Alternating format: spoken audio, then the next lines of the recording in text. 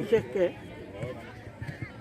আমাৰ গুৱাহাটী CTFC ক্লাবৰ আমি ফাউণ্ডাৰ পাৰ্টনাৰ CTFC ক্লাব যিটো সময়ত জন্ম হৈছে সেই জন্ম লগ্নৰ পৰাই আমি এই অনুষ্ঠানটোৰ এই কনচেপ্টটোৰ আমি মানে বিশ্বাসী আছিলোঁ আৰু তাৰ আজি আমি ফল গম পাইছোঁ।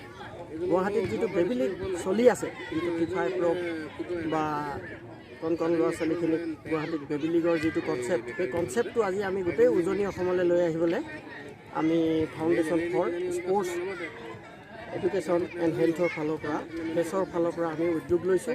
সেই উদ্যোগৰে এটা অংশ হিচাপে নামৰূপ টাউন ক্লাবৰ ফুটবল লগত আমি সহযোগত তেখেতলোকৰ আতিথ্যত আমি আজি এই এক্সিবিশ্যনটোৰ মেচখন আমি খেলিবলৈ গৈছোঁ। ইয়াত 3টা পৰ্যায়ত খেলখন হ'ব। সেই প্ৰত্যেকটো পৰ্যায়ত যাতে সুন্দৰ খেল হয় আৰু প্ৰতিজন মানুহলৈ যাতে এটা মেছেজ যাওক, যাতে প্ৰত্যেক জেগাতে অসমৰ এই অনুষ্ঠানটো যাতে গঢ় লৈ উঠক। আমি এখন প্লেটফৰ্ম তৈয়াৰ কৰিবলৈ বিচাৰিছোঁ। এই প্লেটফৰ্মখন হৈছে যে যিসকল আমি জীৱনজোৰা সাধনা কৰিছোঁ স্পৰ্টছত, সেই স্পৰ্টছৰ মানুহখিনিয়ে প্ৰত্যেক জেগাতে নিজৰ এক্টিভিটিছখিনি জুনিয়ৰখিনিক দি যাবৰ কাৰণে এখন প্লেটফৰ্ম। তেনেকৈ শিক্ষা বিভাগৰো যিখিনি মানুহ আছে, শিক্ষা বিভাগৰ মানুহখিনিয়েও তেখেতলোকৰ জীৱনজোৰা সাধনাখিনি সৰু চামক দি যাবৰ কাৰণে এখন প্লেটফৰ্ম। তেনেকৈ হেল্থ ডিপাৰ্টমেণ্টৰ ডক্টৰসকলেতো গোটেই জীৱনজোৰা সাধনা কৰি আছে। তাৰ লগতে নাৰ্ছসকল, টেকনিচিয়ানসকলৰ যিসকল ভূমিকা, সেই ভূমিকাখিনিও যাতে আমাৰ গাঁও ভূঞে সোমাই পৰিছে, সেই গাঁও ভূঞে সোমাই যোৱা মানুহখিনিও যাতে এখন প্লেটফৰ্ম হয়। সেই প্লেটফৰ্মখনে হৈছে ফেচ।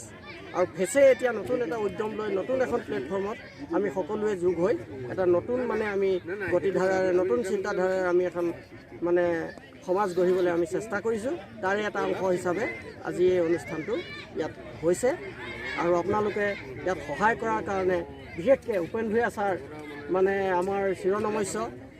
আজি প্ৰায় 15 বছৰৰ পৰা তেখেতৰ লগত আমাৰ সম্বন্ধ। তেখেতে নামৰূপত যিখিনি অৰিহণা, সেই অৰিহণাটো গোটেই অসমলৈকে যাতে উদাহৰণ হয়, তাৰে মই তেখেতক মানে দীৰ্ঘায়ু কামনা কৰি আশা কৰিছোঁ। লগতে তেখেতকো দুআষাৰ মানে ক'বলৈ আমি আশা কৰিছোঁ। ফেচক ধন্যবাদ জনাইছোঁ আমাৰ ইয়ালৈ অহাৰ কাৰণে। আৰু ভৱিষ্যতৰ দিনত অসমৰ প্ৰান্তে প্ৰান্তে তেখেতলোকে যেন এই প্ৰগ্ৰেমটো কৰে আৰু ভৱিষ্যতৰ প্ৰজন্মৰ কাৰণে তেখেতলোকে মানে অৰিহণা এটা দি থৈ যায়, ইয়াকে কামনা কৰিলোঁ। ধন্যবাদ। আমি আৰু এটা কাম কৰি আছোঁ এতিয়া গোটেই অসমতে ফিট ইণ্ডিয়া মুভমেণ্টটো, ফিট ইণ্ডিয়া এৱাৰনেছ মুভমেণ্টটো আমি ফেচেই। দ্বিতীয়টো আমি ফিট ইণ্ডিয়া প্ৰভাত ফেৰী ডিব্ৰুগড়ত আৰম্ভ কৰিছোঁ 1 ডিচেম্বৰৰ দিনা। 2 ডিচেম্বৰৰ দিনা আমি দুলীয়াজানত আৰম্ভ কৰিছোঁ আৰু 3 ডিচেম্বৰৰ দিনা আমি টেঙাখাটত আৰম্ভ কৰিছোঁ।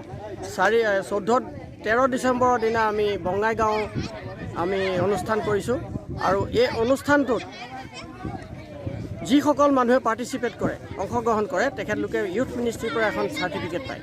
সেই ইউথ মিনিষ্ট্ৰীৰ চাৰ্টিফিকেটখন বহুত এখন মূল্যৱান চাৰ্টিফিকেট। আৰু প্ৰত্যেকজন অংশকাৰীয়ে ইয়াত কোনো মানে বয়সৰ সীমা নাই। গতিকে মানে এই এৱাৰনেছ, আমি ৰাতিপুৱা যে সোনকালে শুই উঠিব লাগে, দেহাটো ফিট কৰি থ'ব লাগে, ফিট ইণ্ডিয়াৰ এই গোটেই কনচেপ্টটো আমি ৰাইজৰ মাজলৈ নিবলৈ এটা ক্ষুদ্ৰ প্ৰয়াস কৰিছোঁ।